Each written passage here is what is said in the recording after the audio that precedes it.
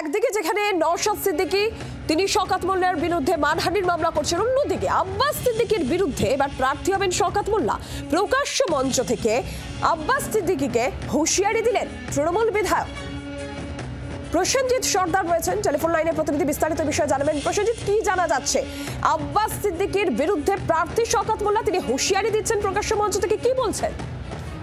দেখো, এখনো পর্যন্ত শওকত মোল্লা যেটা জানিয়েছেন যে পীরজাদা আব্বাস সিদ্দিকের বিরুদ্ধে তিনি প্রার্থী হতে চান এবং সেটা ক্যানিং পূর্ব থেকে হতে পারে। যেখান থেকে এই আব্বাস সিদ্দিক যদি দাঁড়ায়, সে ক্যানিং পূর্ব থেকে দাঁড়াক বা ভাঙড় থেকে বা ক্যানিং পশ্চিম থেকে বা বারাইপুর থেকে, যেখানে আব্বাস সিদ্দিক প্রার্থী হবে সেখানেই শওকত মোল্লা প্রার্থী হতে চান এবং সেটা মুখ্যমন্ত্রী মমতা বন্দ্যোপাধ্যায় ও অভিষেক বন্দ্যোপাধ্যায়কে তিনি জানাবেন এই বিষয়।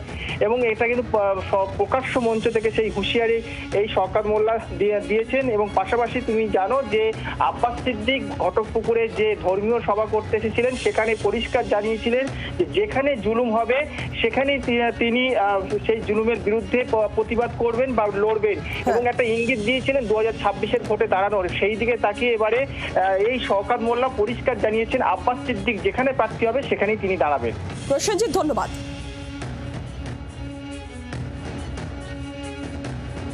যেভাবে গত 3 দিন আগে নবী দিবসের মঞ্চকে ব্যবহার করে যেভাবে সংখ্যালঘু মুসলমানদের অপমান করেছে, আমাদের অপমান করেছে, ও বলেছে আমি ভোটে দাঁড়াবো, আমাদের ঘাড়ে চেপে বসবো। আমি দিদিকে অনুরোধ করব, আমার দাদা নেতা অভিষেক বন্দ্যোপাধ্যায়কে অনুরোধ করব, ও যেখানেই দাঁড়াবে তার অপোজিশনে যেন আমাকে দেওয়া হয়। আমি দেখতে চাই ওর কত দম আছে, এইটা আমি দেখতে চাই গণতান্ত্রিকভাবে, রাজনৈতিকভাবে। আপনারা শুনছিলেন শওকত মোল্লার বক্তব্য। শওকত মোল্লা বলছেন যে আব্বাস সিদ্দিকী যেখানেই দাঁড়াবেন তার বিরুদ্ধে তিনি প্রার্থী হতে চান এবং এই বিষয়ে তিনি মমতা বন্দ্যোপাধ্যায়, অভিষেক বন্দ্যোপাধ্যায়কে জানাবেন। অন্যদিকে এবার আপনাদের শোনাই যে এর আগে আব্বাস সিদ্দিকী এই প্রসঙ্গে কি বলেছিলেন।